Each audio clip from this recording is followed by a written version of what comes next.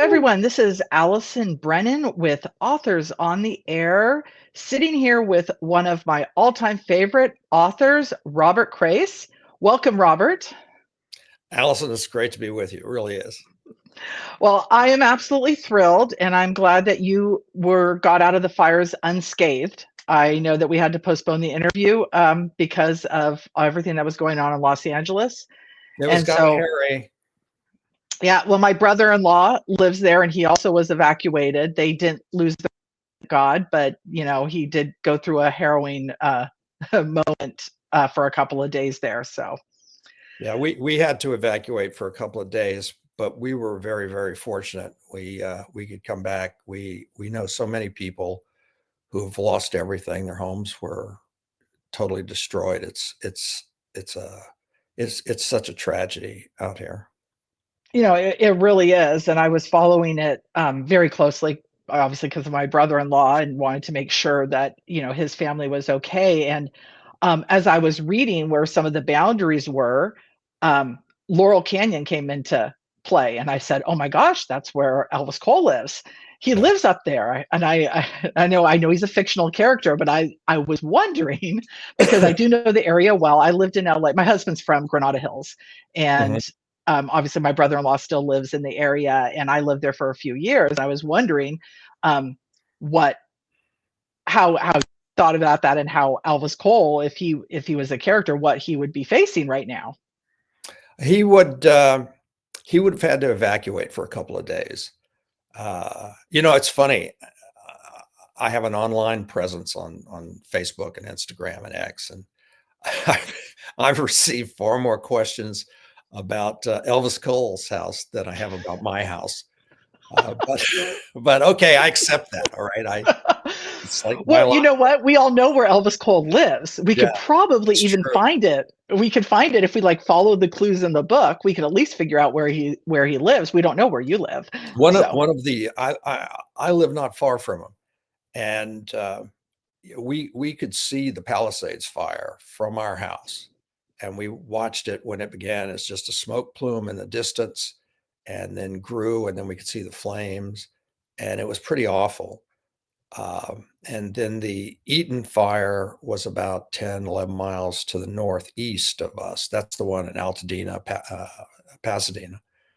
And but then other smaller fires started breaking out, and one of those was what they call the Sunset Fire, and that was just not far to the east of Laurel Canyon, and much closer than the others. And then a smaller fire broke in Studio City in the hills, which is pretty much due north of me and Elvis. So that's when we got the evacuation order, when those smaller fires broke out. So Elvis, his house is intact. Laurel Canyon was not damaged, but he would have had to get out of there for a couple of days. yeah. Yeah, and so that I did actually think about that when I found out that you had been evacuated, and I was like, and I wonder if Alice had been evacuated. Well, your new book, The Big Empty, I was absolutely thrilled to get an advance copy of it, and I have it, displayed up here on my shelf because I, oh, you always say, oh, you couldn't put it down. I really couldn't put it down. I mean, I read it right after Christmas. I was so excited. The thing is, I actually haven't read one of your books in about 5 years. I've only listened to them on audio, and That's I okay. love That's your fine by me. and I love your narrators. You've had a couple different narrators over the series, and I think the newest one is Luke Daniels. Luke Daniels, he's actually been reading the last several books for me, and I just think Luke does a fabulous job. He's just terrific, and the way he embodies the different voices. I mean, he's a terrific actor, so I'm happy to have him. Well, I think he does a fabulous job, and as as a woman, I always some male narrators do not do female voices very well. I just say that kindly. Right. And he does an amazing job, with Lucy and with the younger characters, the younger female characters in the book. He does a great job. And there are very, very few male narrators who do a great job, and he is one of them. I think David Chandler, who does Chuck Box's series, the Mhm. CJ Box's series, also does a really good job with the female characters. So that's why I listen to all of his books rather than read them. But it was funny because as I read this one in print, because I couldn't get an early audio copy of it, I tried. As I read it in print, I heard his voice. He was like reading the story to me, and I thought it was a lot of fun. Um, so one of I hope Luke hears this, because I think he would really enjoy what you just said. well, you feel free to tell him. I think he's I will. absolutely great, and it's funny because my son's name is Luke Daniel, so it was like it just popped into my yeah, Luke Daniel Brennan. Um, so speaking of the Big Empty, one of the things that I've noticed, well, obviously your series has been going on now for about 35 years or so, Since maybe. 1987. Yeah. Yeah. So it's been going on for a long time, but there's really, and correct me if I'm wrong, about 10 years that has passed from story time from the first book to this book. I don't I keep do a it. I don't keep a chart of that, so I couldn't tell you, but I can tell you that Elvis and Joe do not age at the same rate that I age. Well, I did it based on how old Ben was. That's kind of how I figured That's a it. good measure. Yeah. So I figured it's 8 to 10 years is what I is kind of figured. But what I love about the series, now I will say the first book I read was The Watchmen. That was the first book I read of yours. Okay. And then I had to go back and read all the other ones because, as you know, when you find a series you really like and go, oh, I really like these characters, then you got to go back and read all the other ones. And then after The Watchmen, I've only listened to them. So that's kind of when the new books came out, like, well, new, relatively new. Then I started listening on audio because I walk. I live in Arizona now. I used to live in Northern California. And so uh, walking early in the morning is really the only time I can do it because of the heat. And that's how I started listening to the audiobooks. And I absolutely love them. One of the things about The Big Empty that I thought was a little bit different than some of your other books is you've really embraced kind of the social media um, climate now with your main characters, and one of which, and I wrote down her name and now I can't find it in my notes. Tracy Beller. The Tracy Beller, her character, when she has, this whole social media empire, and when I was reading that, I was relating to the fact that there was no technology when you started the books, and now you've just seamlessly moved in to embracing the social media world. And I just a little bit, how did you do that? Why did you decide to incorporate that in, especially in this book? Well, I live in this world too. So, that's what's happening now. And typically, with all the novels, any novel I write, I mean, I'm looking around at the world, I'm experiencing it, um, commenting on it in my inner self. And it just seemed perfectly natural for this young woman, Tracy Beller. She had to do something for a living. And I wanted her to have enough income and position so that she could afford to hire a private investigator like Elvis Cole, um, to solve her problem, or at least help solve her problem. And I'm also fascinated by it because I find that Tracy is almost like a juxtaposition of elements. Um, she's a social media influencer with 8.2 million followers. But she's not an internet sensation because she flies around in private jets or wears, high heels with 8-inch spike heels and, like all this trashy stuff you see. Um, she's the classic, to me, she's almost like the classic all-American girl next door. And that's why she has this baking show called The Baker Next Door. Um, and that's actually how she started. When she was a teenager in high school, she started making little short 20-second videos of herself baking muffins. And she was doing it just for fun because she loved to bake. But little by little, and then faster and faster, she gained enormous popularity because she's a very personable, charming, fun, everybody wants to be her best friend person. She's just a great young woman. Only she has a bad problem. And it's this: when she was 10 years earlier, when she was 13, her dad, who was the man actually who taught her to bake when she was like a toddler, hadn't even reached the counter yet. He went to work one day. He was a heating and air conditioning guy. Went to work one day, never came home. And of course, mom called the police, missing persons, all that. The police got involved, looked for him. They never heard from him again. And the police said, well, we checked it out. We couldn't find him. So here's what almost certainly happened.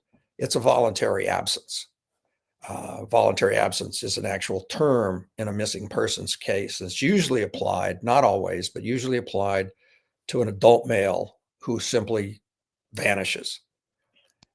And voluntary absence is exactly what it means. The person simply left, didn't say goodbye, didn't leave a note, just left. And that's what the cops tell him. So 5 years later, Tracy's mother wanted to have him declared dead for all the right reasons. You know, you can't sell your house until the other person's declared, all this important stuff. So mom hired some first-rate investigators who, again, tried to find dad, did a much more thorough job than the police, but came back with exactly the same results: voluntary absence. Well, this man, from Tracy's point of view, was just the greatest dad in the world.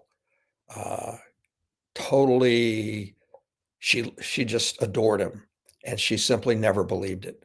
He would not simply walk away.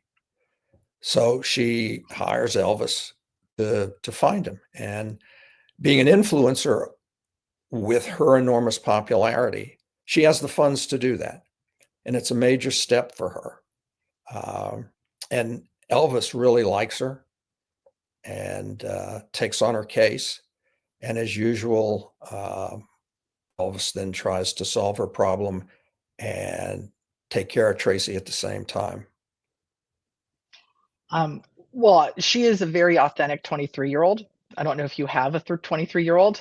I I had actually one do. until now. She's older, but yes, I've had 23-year-olds. Yeah, and well, one of mine is now, I have 5. So one of mine is 23 right now, and it feels, you wrote her very authentic. It wasn't an adult trying to write a young adult.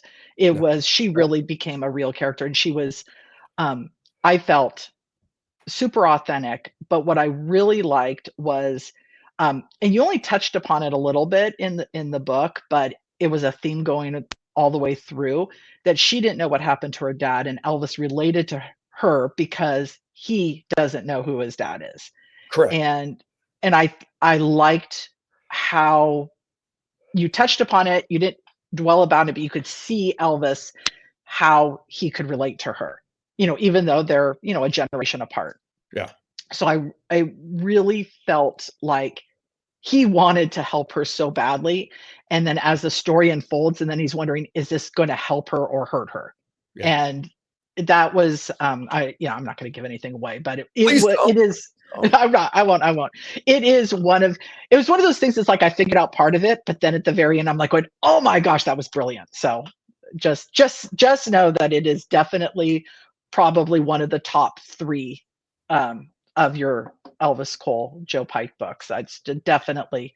Thank you. I had already actually pre-ordered the audio, so it's sitting on my Audible, and so in about 6 months I'll listen to it, even though I already know what happens. I have to tell you, Allison, uh, what you just said, one of my top 3, and kind words you've used to describe this book. I did not anticipate the reception this book has gotten. I mean, when I'm writing a book, I never know, right? I never know. I don't know if the book is going to work. I don't know how people are going to receive the book. I don't know how I'm going to feel about the book when it's all is said and done. So you move forward and you just sort of take it a step at a time. But I did not anticipate the incredibly warm and enthusiastic reception this particular book, The Big Empty, has had, both from the the pre-publication reviews, from readers, people saying it's my best or one of my best. I mean, some of the reviewers have been so effusive in their praise. I'm like, Jesus, did they read the same book? I never know, but I find I'm so touched and moved by what people are saying about the book that well, like I said, it's well, really it's well deserved, definitely well deserved. I'll say probably my other favorite was Taken. That was one of my all-time favorites of yours. good. And yeah, I love that one. I I read love it and then I love that book. Yeah, I love them that all. one. Well, of course, you love them all for different reasons. But Yes. Taken, that was one of the books that was like going, wow. I had a wow moment. That was absolutely brilliant. So, and also, and I honestly, the title slipped my mind. Can't even remember some of my titles, but the one where Ben was kidnapped at the beginning of the book. The And Last Detective. yeah, that was really powerful too. I thought that was a good story. But yeah, no, Taken and then this one are probably my top two. So at this I point, although I'll appreciate probably have to reread them. I'll have to reread them at some point because you do have a year between books, and I Oh, hope it's only a year. with me, a year and a half, sometimes 2 years, it's Well, let's speed it slow. up. Okay, so first of all, again, it is a masterful book, and we only have a couple more minutes. Okay, So I just want to ask a couple questions go. that when I asked my mom, who is also a huge fan of yours, what she wanted to know. And so she wants to know is, are Scott and Maggie going to ever come back? Yes. I'm looking for the perfect Maggie story. I really want to write it. I get ideas for Scott and Maggie all the time because I'm always trying to think of a new book for them. None of the ideas I've had have been special enough. I love Maggie, Canine Maggie, so much. And I love the writing of her so much. But in order to maintain that, I really want to have a special story for them, not just like, episode 62 of, Mannix. It has to be a Maggie story that must be told. And as soon as I get it, I'll write it because I love that dog and I miss her.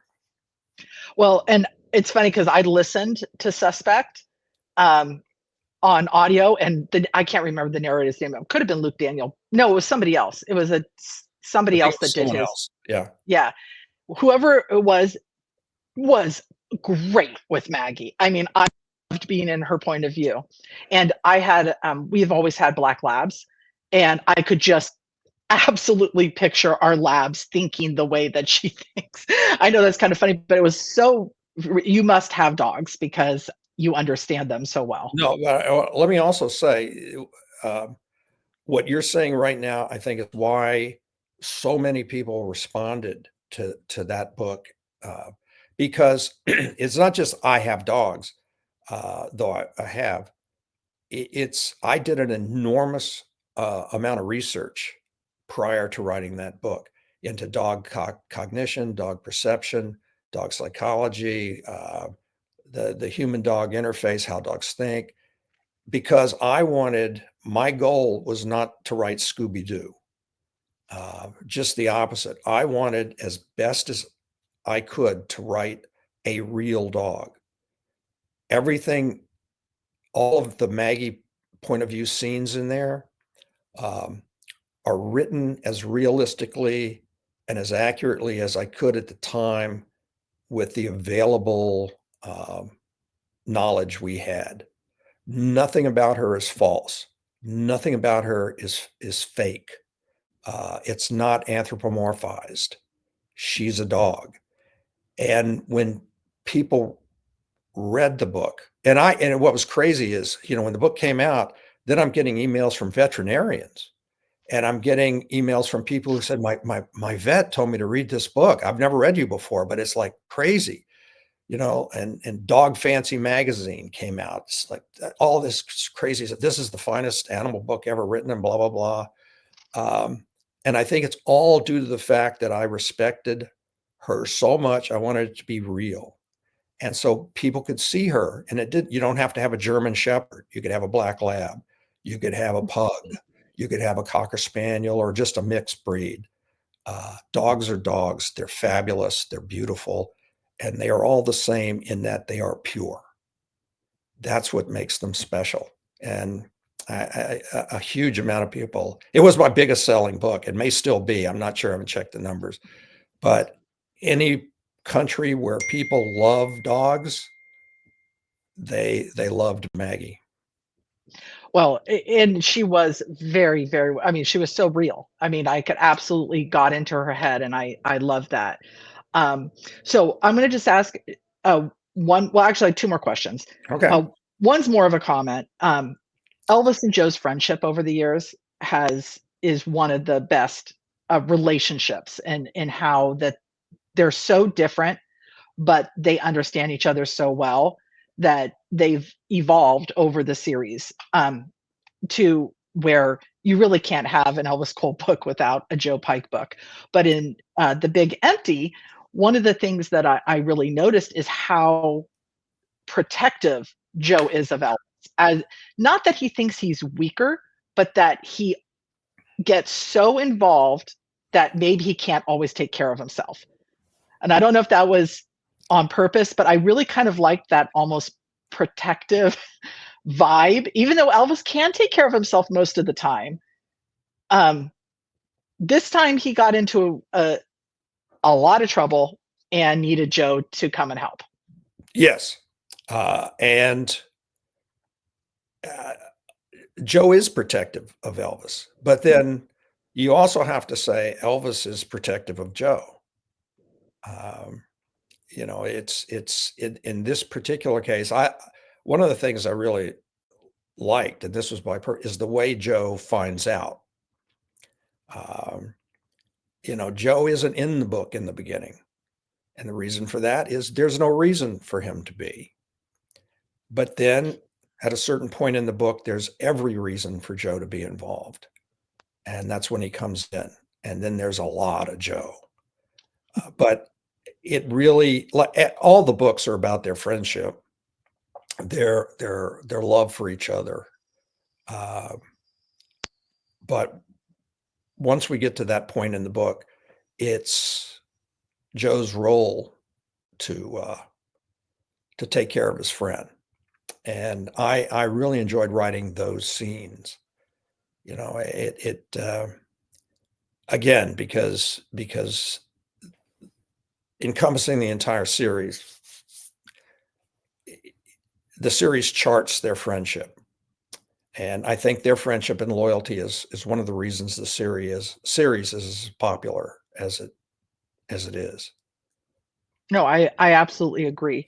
And then just the last question, because my writer friends always want to know. Um, one of the things you started as a screenwriter, didn't you? Yes. Yeah. Yeah.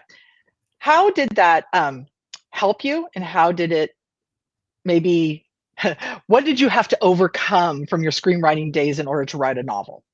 Well, I didn't have to overcome anything, but I like writing a novel is completely different than writing teleplays or screenplays. So I had to learn how to write a book, even though I had written for a long time in Hollywood stuff.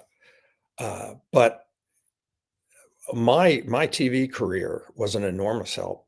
I was very fortunate. I worked on really quality shows for really talented writers. The and I learned an enormous amount. For example, conciseness, energy. Always keep it moving forward. Tight dialogue control, right? I mean, because page count is limited. If you're writing Hill Street Blues script is 44, 46 pages long. and you've got 25, 26 scenes within that. You're following an A story, B story, C story. Those things have to be interwoven. You learn how to write a tight, good, meaningful scene, not just filler junk.